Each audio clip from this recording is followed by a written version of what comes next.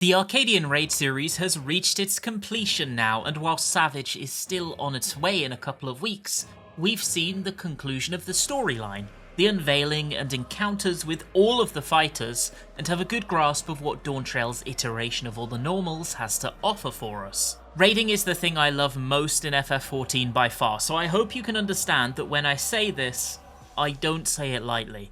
The Arcadion is, in my opinion, in many ways, the model Square Enix should base future 8-man raid encounters off of, having succeeded at a majority of what it set out to do.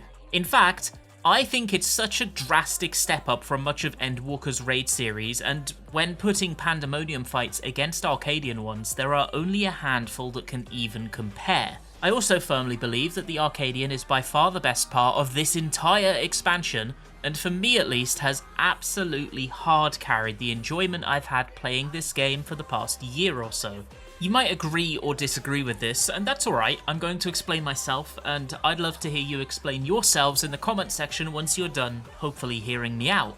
With that in mind, let's talk about it.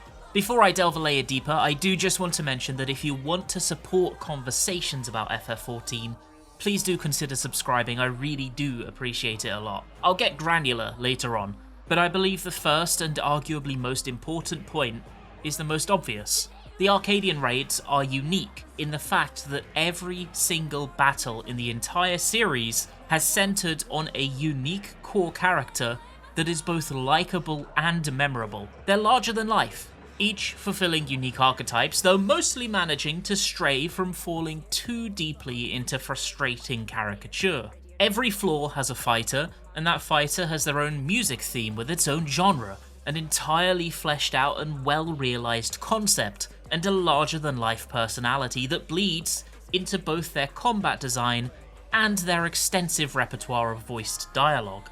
Speaking of the voiced dialogue, it's the most we've ever had, and I didn't even anticipate how much they add to the overall experience.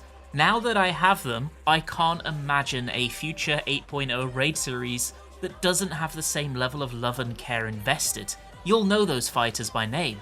You'll remember their personalities, and if you've done the raid tier a couple of times, it's almost certain you remember at least one or two quotes from their fights. Square Enix did a fantastic job at this overall, and it helps every fight feel wholly fresh and worthwhile. It's to the point that I believe that every single fighter likely has fans. The FF14 community went wild for Honeybee Lovely, but that didn't mean we didn't see tons of posts and appreciation for Black Cat, Brute Bomber, or Wicked Thunder.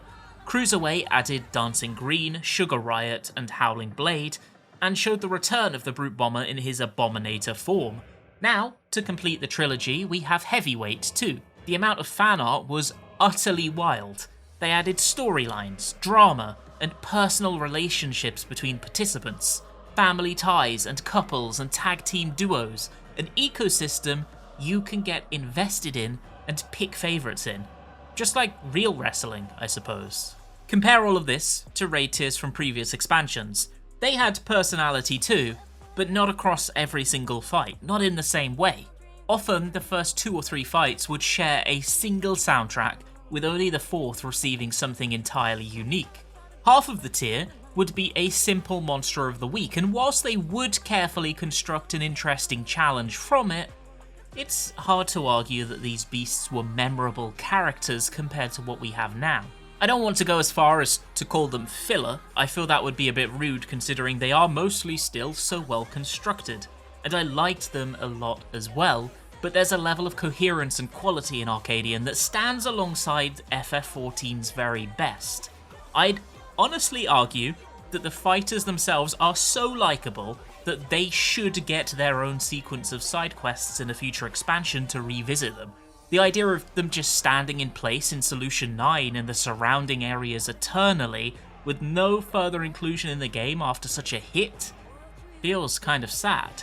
Speaking of soundtracks, it's quite impressive that in this raid series we got multiple new high-profile collaborations with pretty big artists. Chrissy Costanza in Wicked Thunder's stage M4, and Tom Morello more recently in M12's theme song. It's just another reflection of the increasing production values that 7.x's raid has been recipient to. I guess in a full disclosure type of thing, I don't watch wrestling at all, so take this with a grain of salt when I say it, but from an outsider's perspective, the wrestling match theme of the Raid series is fantastic as well. The thing about wrestling is that it's all theatrics, right? It isn't a serious fight or purely a raw display of strength or physical talent, though in order to pull it off, it requires both in spades. It's a show, a story, a live recorded television show about a wrestling show, sharing more in common with Game of Thrones than UFC, which is a direct quote I took from a really good video I watched on the subject a while back that I've linked in the description if you're at all interested. It tells stories about a diverse cast in the most over-the-top, directly personal manner you can imagine, in front of a live audience, on a stage, using their physicality to help raise the stakes and set the hook. It's kayfabe, a core part of the experience, and the fact that it's bravado and a blend of scripted and improvised theatre doesn't, in my opinion, make it any less compelling. The Arcadion has quite a lot of this, and whilst I'm not going to talk much about the story in this video, I understand that there are likely split opinions on the conclusion of the Tears plotline. I do think both sides are valid because it's very much a matter of personal preference, but I do firmly believe that what we got was the most wrestling storyline conclusion we could have hoped for, and I mean that as a positive. It might lack gravity, but it does still maintain flair. The fights themselves feed into this too. They're over the top and silly and prioritise the spirit of fun over anything else, complete with an announcer that mocks the challenger when they fall off the stage, or applauds them for a smart resolution to a mechanic. Speaking of the announcer, he is my absolute favourite. He's amazing. Sometimes funny, other times hype. He adds a level of ambience to the entire experience that cannot be understated. And if I'm going to be honest, I'm going to miss him a lot. I almost wish every expansion going forward would have an announcer of sorts for the Raid series, though it obviously isn't thematically fitting in most scenarios, like it is in this one. So I can't imagine they'll continue it onwards as a tradition. He's so quotable as well, and whilst doing weeklies, my friends and I were always belting out his classics when something funny happened. Things have changed on a design front as well, and in mostly a positive trend. Endwalker was widely criticised when it came to the stagnation of encounter design. The core was very good, and it was still imaginative, but small annoyances added up over time. Huge hitboxes, lacking requirements to position foes, and a reliance of debuff vomit and body checks in order to present its difficulty. Square Enix have very clearly listened to feedback going into Dawntrail with light heavyweight, cruiserweight and heavyweight. Boss hitboxes got way smaller, and melees now need to work more to maintain full uptime. The training wheels have been removed once more after years of feeling like a coddled toddler in that regard. They are more happy to let your foe bounce around the arena and to expect tanks to attain competency in positioning for the party, and to let you both learn and subsequently fail. There's less of a focus on debuffs too. They're still present, but mechanics have taken a tonal shift away from being read your debuff, see which one of the 3 possible sets you got, and then resolve. This style takes up far less of the overall slice of the pie. Instead, we are receiving more readable mechanics on the whole. Visual indicators have been improved across both this raid tier and the rest of the game, and mechanics themselves have become more of an intuitive and physical presence within the encounter. Less read debuffs and respond, more see visual or audio stimulus from the boss directly and appropriately react. Animation tells seem to have taken a bit of a step up in quality and clarity once again as well. The age of the debuff vomit seems to be over for now. The only real major example I can even think of this expansion is inside Future's rewritten Ultimate.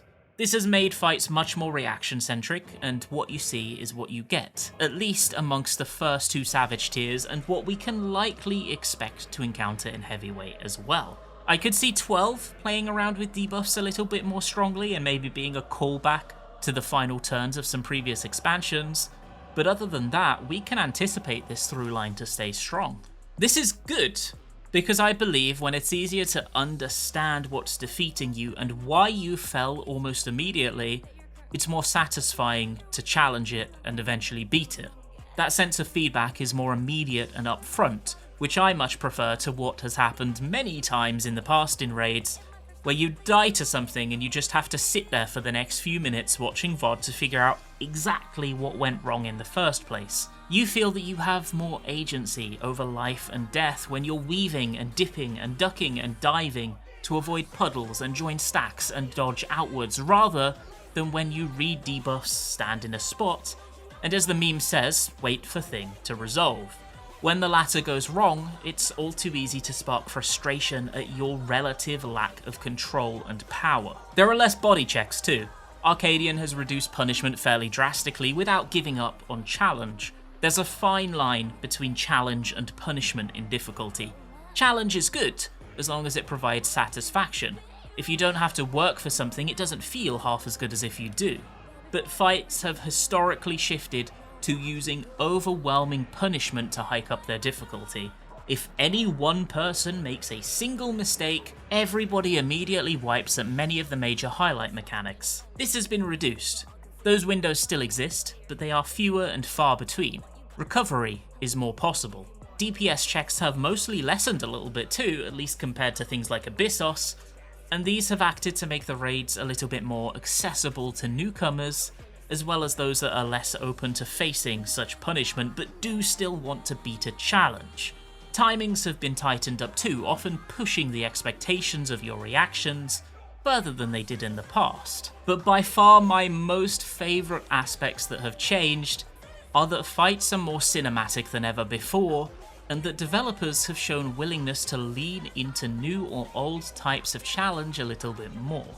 The former is what FF14 raids are known for in the wider world, being flashy and bombastic dances with high production value and multiple unique phases. Arcadion continues that, but it is the best of it yet.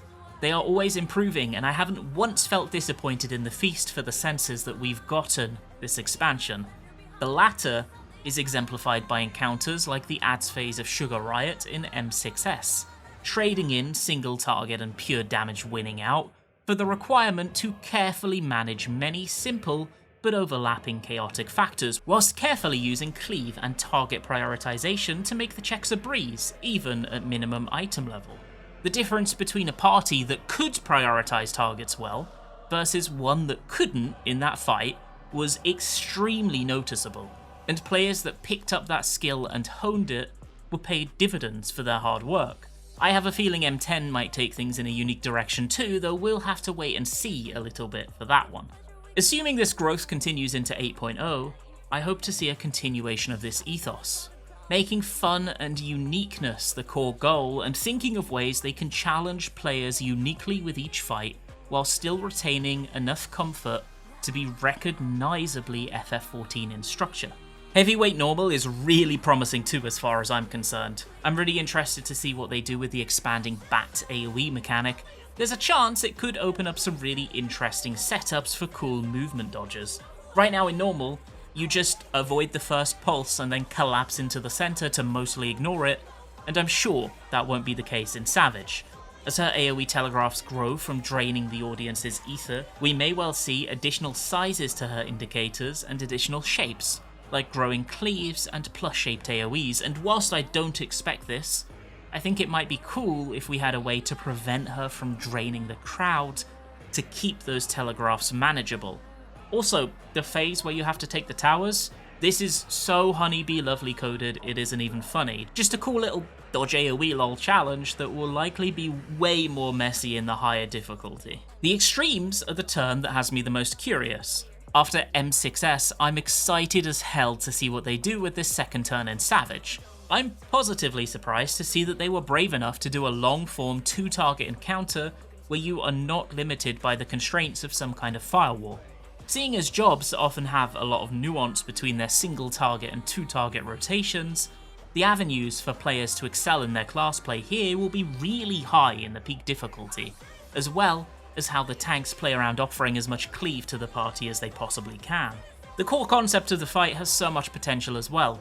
You limit your own arena space constantly, and your mistakes or smart placements will help or hinder you later down the road. The steam detonation mechanic from comboing of the two foes' attacks will act as a culmination of those decisions. I can see the fight design team putting together some really cool challenges and puzzles based off this, and I cannot wait to solve them. 11 feels like a third and a fourth turn at once. The Tyrant is cool enough thematically, but I didn't find too much of the fight itself interesting save 2 moments. The first being the one with the double meteor, where you need to find the 2 safe spots that have multiple rocks to hide behind, ensuring that the front rocks protect the back rocks for us to use it for the second hit. We'll almost certainly be placing those ourselves for far more intricate messes in Savage. The second is the obvious one, that bit where he does the thing from the patch trailer and grabs half the arena, smashing it into the remaining segment and sending any unwitting players tumbling to their doom. I hope it's able to break the third turn curse. So many of them feel to me like the weakest flaw of their respective tiers, and whilst I enjoyed Brute Abominator, that too fell into that category for me. Maybe this time will be different. 12 was disappointing as a normal mode. Lindworm, aside from being a random mob that you met in A Realm Reborn, isn't very mechanically interesting. With that said, it is a sure sign that they're holding a lot back. Like, a lot. It reminds me very much of Abyssos Normal, where the final turn also felt like a whole lot of nothing until you got to Savage. And there, it was a tight execution check followed by a sequence of unique puzzles and a really cool reveal in the summoning of the Phoenix. I wonder if it'll be a door boss, or if instead it will continue the dawntrail tradition of multiple phases with no checkpoints. Bring on Savage, I suppose, and then we'll talk again at a more granular level about these fights. Thank you so much for watching this video. Please do consider supporting my Patreon or becoming a YouTube member like these fine folks. I hope you have a fantastic rest of your day.